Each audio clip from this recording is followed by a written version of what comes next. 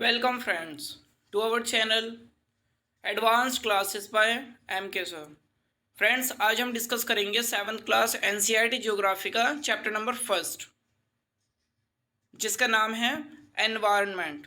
Environment means हमारे चारों तरफ का जो पर्यावरण है। After the long vacation, when Ravi started going to school again, he noticed that the only playground next to his school was dug up. People said that a huge building with many flats will be constructed there. Ravi was almost in tears when he realized that the big playground with its soft grasses, marigolds, and butterflies is gone forever. जब एक लंबे छुट्टियों के बाद रवि दोबारा से वापस school जाना स्टार्ट करता है, तो वो जब वापस जा रहा था स्कूल, तो उसने देखा कि उसके स्कूल के बिल्कुल नेक्स्ट में, बिल्कुल बराबर में जो एक प्लेग्राउंड था, वो कैसा है, स्कूल के जो मतलब बराबर में बिल्कुल जो प्लेग्राउंड था वो कैसा है, वहाँ खुदाई चल रही है। और पीपल जो वहाँ के लोग हैं उन्होंने कहा कि यहाँ पर तो एक बिल्डिंग बनने वाली है। कैसी?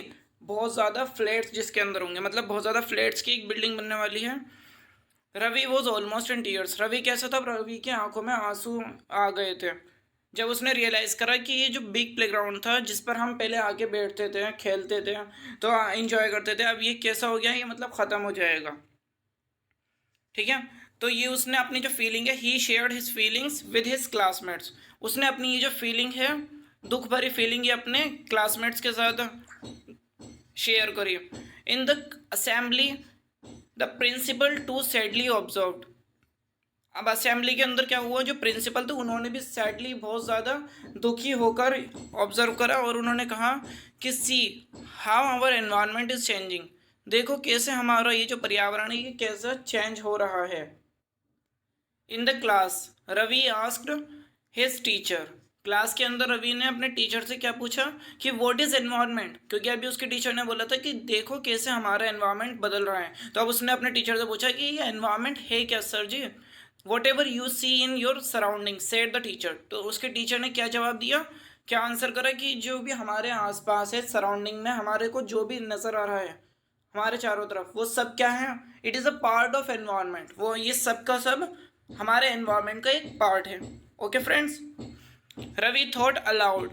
रवि ने मतलब बहुत तेजी से सोचा। That means the school building, tables, chairs in the classroom, even that open field, the road and garbage, my friends, all are parts of our environment.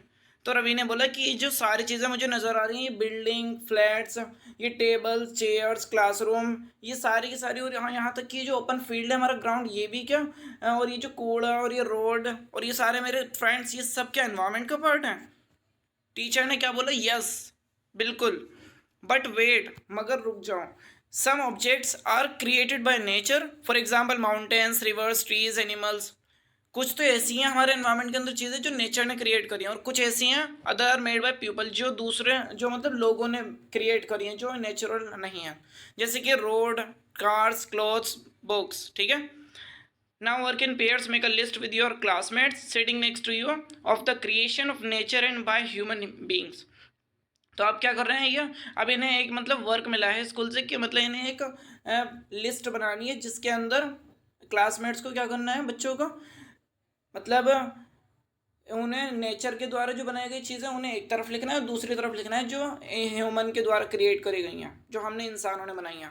ठीक है, तो रवि, परमजीत, जस्सी, मुस्तफ़ा, आशा वर ऑल एक्साइटेड।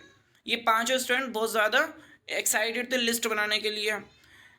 और तभी इकबाल ने एक क्वेश्चन पूछा कि why is our environment changing. ये जो हमारा एनवायरनमेंट है ये क्यों बदल रहा है। It is all because of our needs, they are increasing day by day, we are therefore modifying and at times even destroying our natural surrounding। उन्होंने बोला, जब ये किस वो इकबाल ने पूछा कि हमारा एनवायरनमेंट क्यों बदल रहा है, तो उनके टीचर ने क्या जवाब दिया कि ये जो है मतलब ये हमारे नीड्स की वजह से है, सिर्फ और सिर्फ क्योंकि हमारी ज़रूरतें भी दिन पर दिन क्या हो रही हैं, बढ़ती जा रही हैं, और इसीलिए हम मतलब क्या कर रहे हैं, हम मॉडिफाई कर रहे हैं जो नेचुरल रिसोर्सेस हैं। हम नई नई बिल्डिंग्स बना रहे हैं, और अब तो यहाँ तक नौबत पहुँच चुकी है कि अब हम सराउंडिंग को डिस्ट्रॉय भी करने पर आ गए हैं। आमादा हो गए। जैसे हम जंगल को आप काट कर क्या करना रहे हैं वहाँ पर हम क्या कंस्ट्रक्ट कर रहे हैं, रोड, बिल्डिंग्स, हॉस्पिटल्स, मॉल्स, ये सारी चीज़ें। अब हम बात करते हैं from the above conversation you understand that the place, people, things and nature that surround any living organism is called environment. अब हम आते हैं कि एनवायरमेंट है क्या, इसकी डेफिनेशन देखते हैं।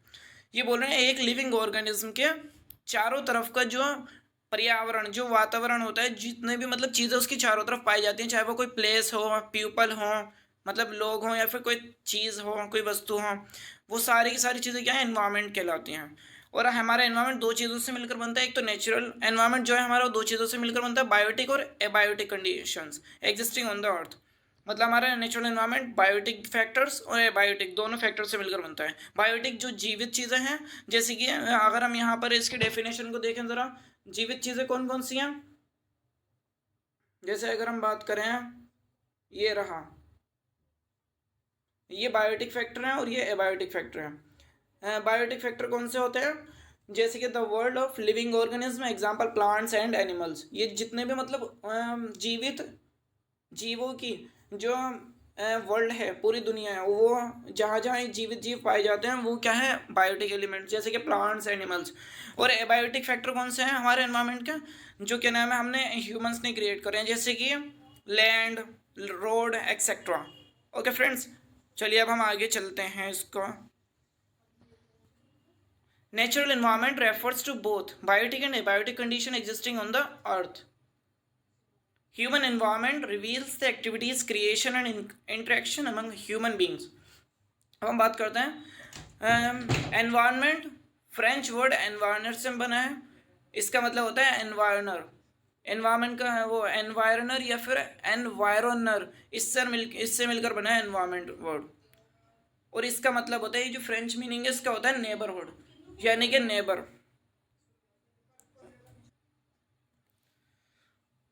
अब हम चलते हैं नेक्स्ट हेडिंग पे, जो है नेचुरल एनवायरनमेंट। नेचुरल एनवायरनमेंट क्या होता है, जिसमें land, water, air, plants and animals comprises the natural environment. Natural environment में कौन कौन पाया जाता है, लैंड मतलब कि भूमि, वाटर हो गया जल, एयर यानी हवा, प्लांट्स पौधे हो गए, एनिमल्स यानी जानवर, ये सारे नेचुरल एनवायरनमेंट में पाए जाते हैं।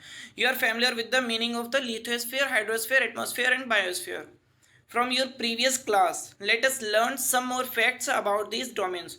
हमने पिछली क्लास में क्या पढ़ा था फ्रेंड्स, हमने पिछली क्लास में पढ़ा था 6th क्लास की ज्योग्राफी के अंदर लिथोस्फीयर, हाइड्रोस्फीयर, एटमॉस्फेयर और बायोस्फीयर के बारे में। आज हम इसके अंदर 7th क्लास में भी इसके बारे में पढ़ेंगे, लेकिन थोड़ा डीपली इसके अंदर, तो हम कुछ और ज़्यादा फैक्ट समझेंगे। चलिए अब हम सबसे पहले आते हैं लिथोस्फीयर पे। Lithosphere is the solid crust और the hard top layer of the earth, made up of rocks and minerals and covered by a thin layer of soil. Various landforms such as mountains, plateaus, plains, valleys, etc. Landforms are found over the continents and also on ocean floors. हम lithosphere के बारे में पढ़ रहे थे। Lithosphere क्या है, ये एक सॉलिड क्रस्ट और the hard top layer of the अर्थ। मतलब जो हमारी अर्थ की जो टॉप लेयर है ना, जो सबसे ऊपरी परत है और जो सॉलिड है, उसे ही हम क्या बोलते हैं, लिथोस्फीयर। जिस पर हम हमारे हाउसेस होते हैं, बिल्डिंग्स, ये सारे जितने भी इंफ्रास्ट्रक्चर हैं, ये सारा कंस्ट्रक्ट किस पे होता है, किस पे बनती हैं, रोड, बिल्डिंग्स, सब चीज़ें ये लिथोस्फीयर पे बनती है हमारी। और ये किससे बनी हुई है, जो लिथोस्फीयर की हमारी ये जो परत है, ये जो पूरी लेयर है, ये बनी हुई है चट्टानों से यानी रॉक से और मिनरल्स से, ठीक है, खनिजों से, ठीक है। और इसके ऊपर की जो मतलब ये जो ऊपर किससे कोटिंग हुई हुई है, किससे ये लेयर पूरी ढकी हुई है, सॉइल से यानी मिट्टी से, है ना। It is an irregular surface with various landform such as mountains. और ये मतलब हमारी जो लैंडफॉर्म है, इस पर बहुत सारे लैंडफॉर्म्स पे पाए जाते हैं हमारे अर्थ के सॉलिड सरफेस पे। कौन कौन सी हैं वो, mountains, plateaus, plains, valleys etcetera. इनके बारे में हम और ज़्यादा जानकारी आगे वाले चैप्टर में लेंगे। माउंटेन्स क्या होते हैं, पहाड़। प्लेट्यू मतलब जो मतलब नीचे से वो प्लेन एरिया से थोड़ा ऊपर उठे हुए होते हैं, लेकिन ऊपर से कैसे होते हैं, प्लेन, ठीक है। और प्लेन एरिया कैसे होता है, वही जिस पे हम रहते हैं या जिस पे हमारे हाउसेस होते हैं, valleys etcetera. Lithosphere is the domain that provides us forest, grassland for grazing, land for agriculture and human settlements. जो लिथोस्फीयर है ये प्रोवाइड कराता है हमें जंगल, ग्रासलैंड्स, ताकि हम अपने जानवरों को वहाँ पर घास चरा सकें, ठीक है। ग्रासलैंड यानी घास के मैदान, लैंड प्रोवाइड कराता है हमें लिथोस्फीयर, जिसमें हम एग्रीकल्चर करते हैं यानी खेती बाड़ी करते हैं और कृषि करते हैं और ह्यूमन सेटलमेंट्स यानी हम अपनी बस्तियां बसाते हैं वहाँ पर। ठीक है, चलो हम आगे चलते हैं। The domains of water is referred to as hydrosphere. अब हमने लिथोस्फीयर के बारे में पढ़ लिया, जो सॉलिड सरफेस है अर्थ की वो सारा क्या है, लिथोस्फीयर। और हाइड्रोस्फीयर क्या है, hydrosphere is the domain of water, मतलब ये क्या है, जहाँ जहाँ वाटर है ना वो सारे के सारे जो जगह है वो स्पेस कहाँ पर आता है, वो हाइड्रोस्फीयर के अंदर काउंट करते हैं हमसे। It comprises various sources of water and different types of water bodies like rivers, lakes, seas, oceans, etc.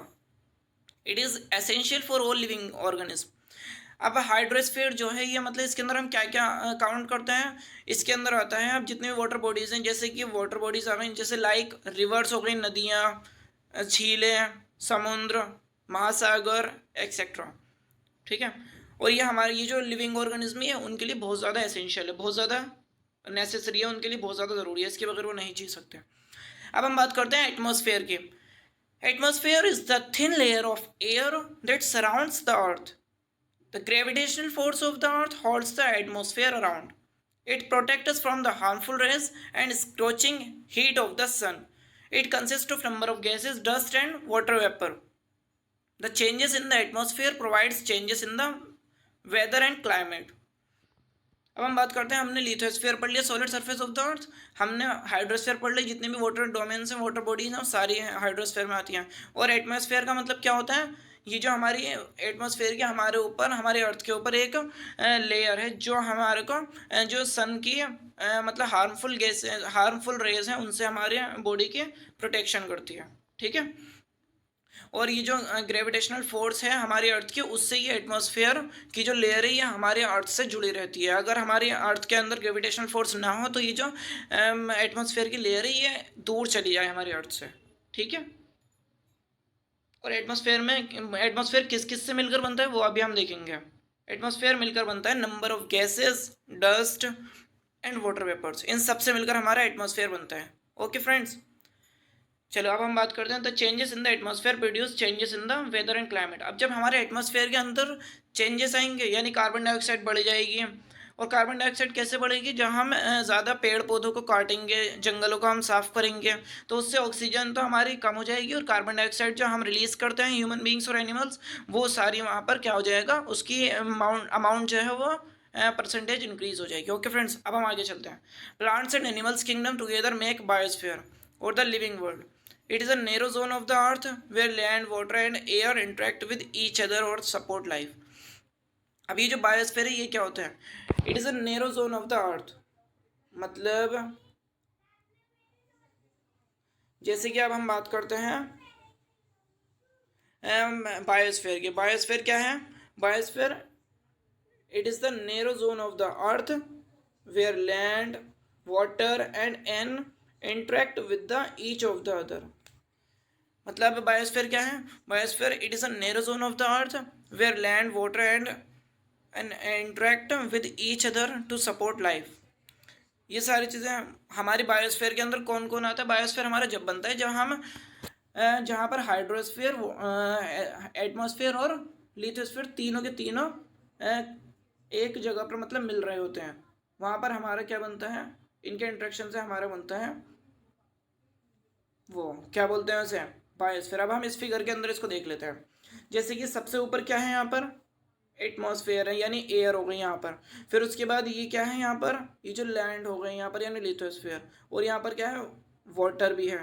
ठीक है, तो मतलब वो भी है हाइड्रोस्फीयर। तो ये हाइड्रोस्फीयर, ये रही है हाइड्रोस्फीयर, एटमॉस्फेयर और ये लिथोस्फीयर, तीनों जहाँ पर भी है, ये तीनों जहाँ मिल रहे हैं ना, जहाँ ये इंट्रैक्शन कर रहे हैं, जहाँ पर ये मिल रहे हैं, उसी को हम क्या बोलते हैं, उसी को हम बोलेंगे क्या, उसी को हम बोलेंगे कि ये है बायोस्फीयर एरिया। ओके फ्रेंड्स, चलो आगे चलते हैं हम। अब हम बात करते हैं इकोसिस्टम। इकोसिस्टम क्या है, व्हाट इज इकोसिस्टम। इकोसिस्टम की अब हम बात करते हैं। Ecosystem it is a system form by the interaction of all living organism with each other. Ecosystem कब बनता है, इकोसिस्टम फॉर्म होता है, ये एक सिस्टम है जो किसके द्वारा बनाया जाता है, ये सारे के सारे लिविंग ऑर्गेनिज्म के इंटरेक्शन यानी उनके मिलने से बनता है इकोसिस्टम। इकोसिस्टम में सबसे ऊपर कौन होता है, सबसे ऊपर होता है टाइगर, या लॉयन या फिर ह्यूमन बींग्स। और उससे नीचे कौन होता है, जैसे कि थर्ड नंबर पे आते हैं जो मतलब वो होते हैं शाकाहारी एनिमल सारे के सारे, जैसे कि हिरन हो गया, ठीक है, या फिर बकरा हो गया, गोट, भेड़, ये सारी चीज़ें। और सबसे नीचे क्या आते हैं, ग्रासलैंड्स। तो जो हम ह्यूमन बींग्स हैं वो किसे खाते हैं, वो गोट को खाते हैं, बकरे को, ठीक है। और फिर बकरा किसे खाता है, बकरा खाता है ग्रासलैंड्स को। तो ये एक चेन बनी हुई होती है, इसी को हम क्या बोलते हैं, इकोसिस्टम। ठीक है, आगे समझ में। चलो ठीक है, अब हम आगे चलते हैं। Physical and chemical factor of the environment in which they leave all linked with all linked by transfer of energy and material। ये यही बोल रहे हैं कि हम किस तरह एक दूसरे पर डिपेंड करते हैं अपने फूड के लिए। हमारा फूड कौन है, ह्यूमन बींग्स किसको खाते हैं, वो मतलब जो नॉन वेजिटेरियन होते हैं वो किसको खाते हैं, वो मांस खाते हैं, गोश्त, है ना। तो वो किसे खाएंगे, वो हिरन को, या फिर हिरन पे तो अब बैन है, लेकिन अब हम किस किस को खा सकते हैं, बफेलो और गोट को, ठीक है। और वो सब क्या खाते हैं, वो खाते हैं ग्रासलैंड से ग्रास, ठीक है। अब इकोसिस्टम के अब हम इस टॉपिक पे आ गए, फिर इसके बाद एक लास्ट टॉपिक बचेगा। At an NCC camp that Ravi's class was attending, Jassi exclaimed, what a heavy downpour. जब एनसीसी कैंप के अंदर रवि की क्लास के अंदर, रवि की क्लास में जो एनसीसी कैंप है वहाँ पर जब वो अटेंड कर रहा था अपनी क्लास, तो जस्सी ने एक्सक्लेम करा, जस्सी ने बोला कि क्या मतलब उस टाइम वहाँ पर क्या हो रहा था, हल्के हल्की बूंदे आ रही थी, पानी के ड्रॉप्स आ रहे थे। तो उसने बोला क्या डाउनपोर है। उसको इसने, ये जो डाउनपोर है, इसने जस्सी को किसकी याद दिला दी, उसके घर की, जो इसका घर कहाँ पर था, केरला में, क्योंकि वहाँ पर हमेशा हल्के हल्के मतलब ड्रॉप्स होती रहती हैं, रेनी सीजन वहाँ पे होता है। You should come and see how it pours and pours and pours over the lush green fields and coconut plantation।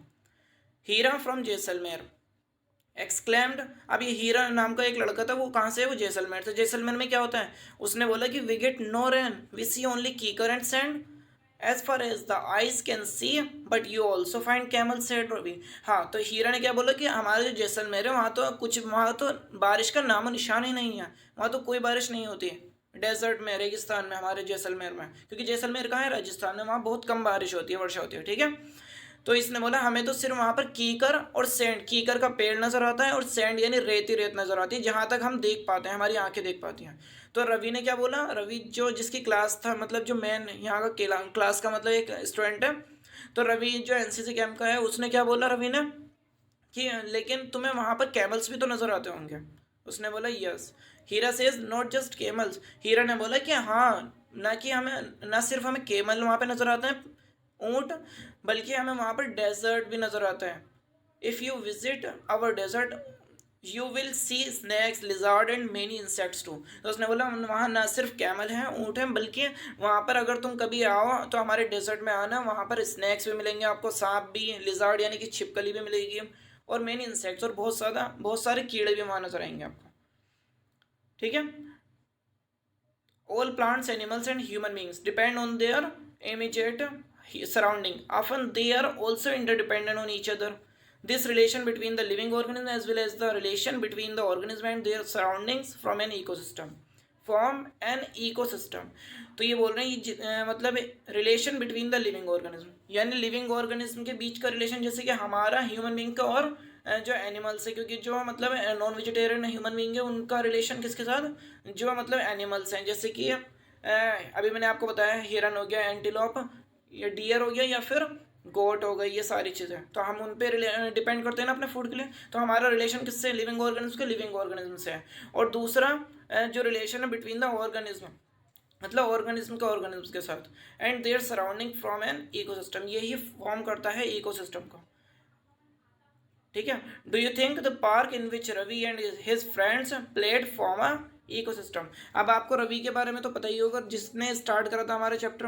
तो ये बोल रहे हैं कि आपको पता है कि जहाँ पे रवि बैठता था, वो जो उसका प्लेग्राउंड था, वो भी क्या था, वो भी एक तरह का इकोसिस्टम ही था। देखो हमने रवि के बारे में यहाँ पढ़ा था ना, ये वाला। और रवि कहाँ पर बैठता था, रवि बैठता था प्लेग्राउंड के अंदर, वहाँ पे वो खेलने जाते थे स्कूल के बराबर में जो उनका प्लेग्राउंड था। तो ये बोल रहे हैं क्या आपको लगता है कि वो भी एक क्या होगा, वो भी एक मतलब इकोसिस्टम होगा वहाँ पे, रवि के प्लेग्राउंड, रवि के प्लेग्राउंड के अंदर भी। तो यस, वहाँ भी एक इकोसिस्टम होगा, ठीक है फ्रेंड्स। अब हम थोड़ा सा इसको पढ़ लेते हैं, ये क्या है। हम सबसे पहले देखते हैं ये 5 जून को क्या मनाया जाता है, हर साल वर्ल्ड एनवायरनमेंट डे सेलिब्रेट करा जाता है। पूरी दुनिया के अंदर एनवायरनमेंट के टूवर्ड्स जागरूकता फैलाने के लिए, मतलब अवेयर करने के लिए लोगों को, हम क्या मनाते हैं 5 जून को हर साल वर्ल्ड एनवायरनमेंट डे हम सेलिब्रेट करते हैं। ओके, अब हम आते हैं बार्टर सिस्टम पर। बार्टर सिस्टम क्या होता है? बार्टर सिस्टम बार्टर सिस्टम होता है, it is a trade in which goods are exchange without the use of money. पहले जब में फ्रेंड्स मनी नहीं थी होती थी ना, ये करेंसी अभी थोड़े ही साल पहले आई है। तो जब आज से 100-200 साल पहले ही क्या आई है, हमारी मनी लॉन्च हुई है। उससे पहले जब लोगों पर पैसा नहीं था, मनी करेंसी नहीं थी, तो क्या होता था, तो बार्टर सिस्टम का यूज़ करते थे। लेकिन इसमें क्या होता था, बार्टर सिस्टम में लोग ना अपनी चीज़ों को एक्सचेंज कर लेते थे। जैसे मुझे ज़रूरत है गेहूँ की, तो दूसरे को ज़रूरत है मतलब लकड़ी की, तो मैं अपनी लकड़ी उन्हें दे दूंगा और उनसे मतलब गेहूँ ले लूँगा। ओके फ्रेंड्स, तो ऐसे हम एक दूसरे से मतलब ज़रूरतें अपनी पूरी करते थे।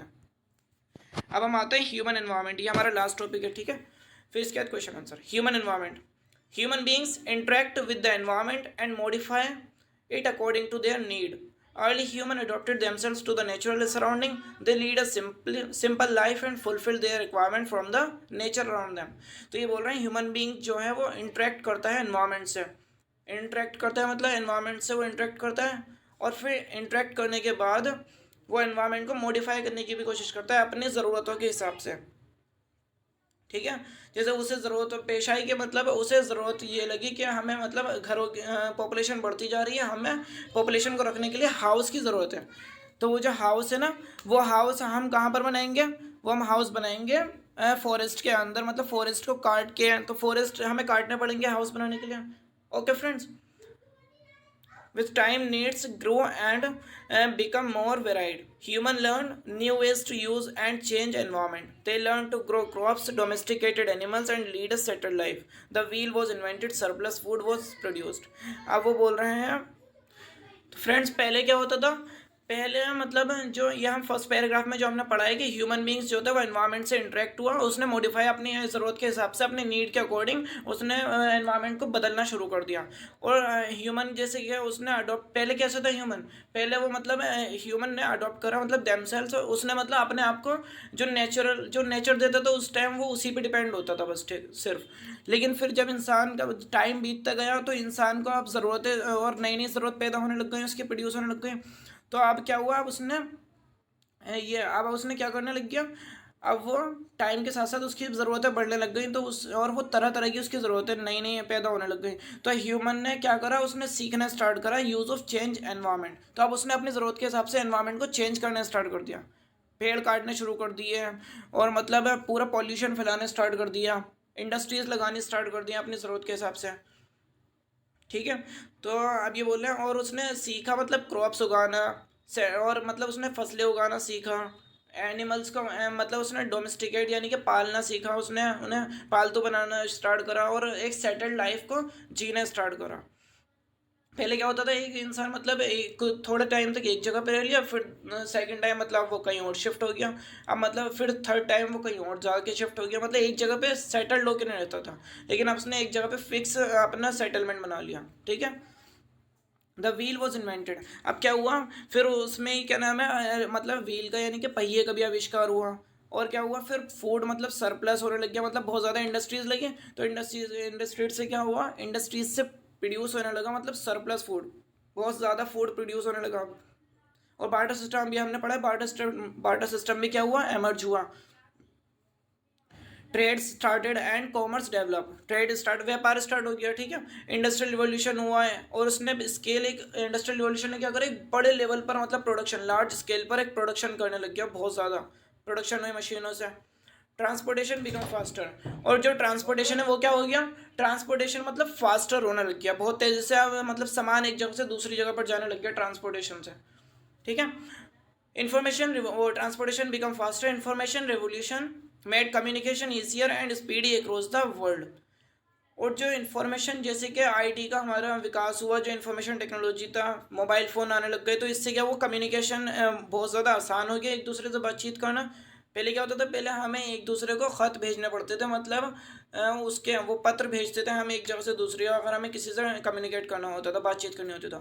लेकिन अब हम फ़ोन पे 1 सेकंड में कर सकते हैं, और स्पीड ही मतलब इसने स्पीड ला दी एकदम से पूरे वर्ल्ड के अंदर। ओके फ्रेंड्स, अब हम आगे देखते हैं इसके question answer. Last answer the following question, what is an ecosystem. क्या है इकोसिस्टम? इकोसिस्टम है जो अभी हमने पढ़ा। इकोसिस्टम कैसे बनता है? इकोसिस्टम फॉर्म होता है किससे? इकोसिस्टम फॉर्म होता है, देखो ये रहा, यहाँ से लेकर इसका यहाँ तक का वो है इसका फर्स्ट का आंसर।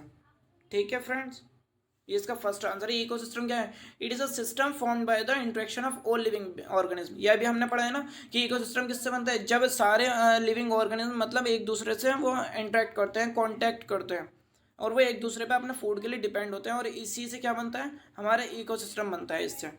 ओके फ्रेंड्स, चलो अब हम आते हैं सेकेंड क्वेश्चन पे। सेकेंड क्वेश्चन में क्या था?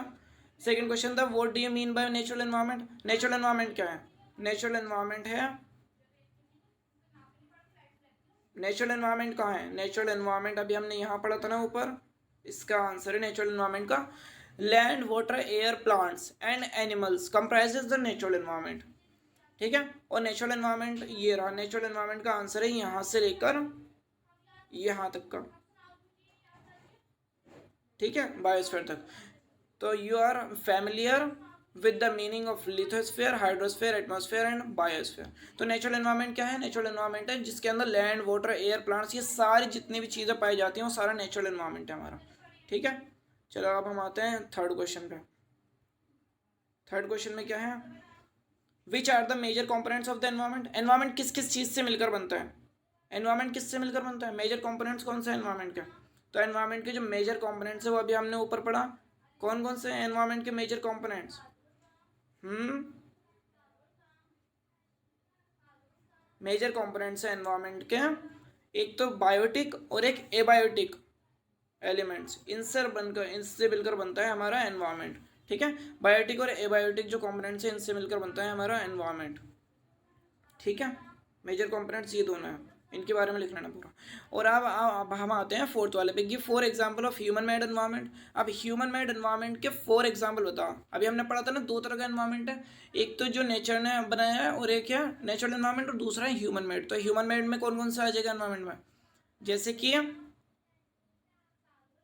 डैम्स, प्लांट्स तो चलो नेचर ने बनाया, लेकिन रोड्स, बिल्डिंग्स, ठीक है, रोड, बिल्डिंग्स, और ये मतलब इंडस्ट्रीज या हाउसेस, ये सारी चीज़ें क्या है? नेचुरल, ये आते हैं ह्यूमन मेड एनवायरनमेंट। और व्हाट इज लिथोस्फीयर? लिथोस्फीयर क्या है?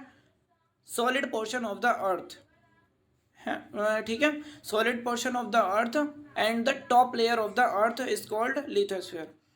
Which are 2 major components of the biotic environment. Biotic environment के 2 मेजर कॉम्पोनेंट्स कौन कौन से हैं? तो बायोटिक एनवायरनमेंट कौन सा होता है? जिसमें सारे के सारे लिविंग बीइंग पाए जाते हैं। ठीक है,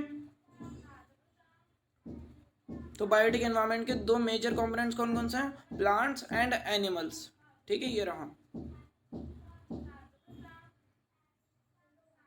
अब हम बस इसको वीडियो को पूरी करते हैं, फिर सेकंड आपका होमवर्क ही है, टिक द करेक्ट आंसर वाला। What is biosphere? बायोस्फीयर क्या है? Where lithosphere, hydrosphere and atmosphere is interact, that is called biosphere. ठीक है, जहाँ पर ये तीनों मिलते हैं उसी को क्या बोलते हैं हम? बायोस्फीयर। जैसे कि हम यहाँ पर देखते हैं, ये रही, it is the narrow zone of the earth where land, water and interact with each other to the support life, तो उसी हम बोलते हैं बायोस्फीयर। ठीक है फ्रेंड्स, अब हम आते हैं नेक्स्ट। तो ये सब हो गए, और ये टिक मार्क वाले ये क्या है? ये आपका होमवर्क है ये वाला। ठीक है, ये सेकेंड आपका होमवर्क है, ये आपको खुद करना है। और हम थर्ड देखते हैं, थर्ड भी बहुत ईजी है। बायोस्फीयर क्या है? बायोस्फीयर है narrow zone where land, water and air, ठीक है, ये है इसका, यानी कि ई है इसका आंसर। और एटमॉस्फेयर क्या है? एटमॉस्फेयर है ब्लैंकेट ऑफ एयर, अभी हमने पढ़ा था ना। हाइड्रोस्फीयर क्या है? डोमेन ऑफ वाटर, जहाँ जहाँ पानी है वो हाइड्रोस्फीयर। एनवायरनमेंट क्या है? Relation between the organism and their surrounding. ठीक है, तो एनवायरनमेंट क्या है, एनवायरनमेंट है आवर सराउंडिंग, इसका हो जाएगा डी। ठीक है, चलो फ्रेंड्स, आज के लिए हम इतने ही रखते हैं। और आपको अगर ये वीडियो पसंद आई हो तो आप लाइक शेयर एंड सब्सक्राइब कर लीजिएगा चैनल को हमारे, ऐसी ही डेली वीडियोस पाने के लिए। और इससे मैं और ज़्यादा बेटर करने की कोशिश करूँगा नेक्स्ट वीडियो में।